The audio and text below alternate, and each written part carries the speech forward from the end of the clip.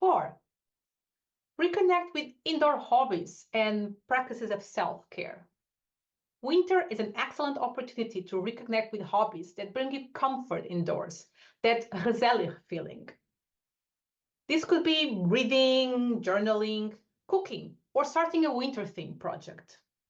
I generally go back to my crochet and jigsaw puzzle making. Engaging in activities that require slower, deliberate focus can act as a natural remedy for the urge to hibernate. Practicing self-care, whether through relaxation, meditation, or a warm bath, just allows your mind and body to rest. Some pampering is fully allowed. Pro tip? Hey, consider adopting mindfulness practices.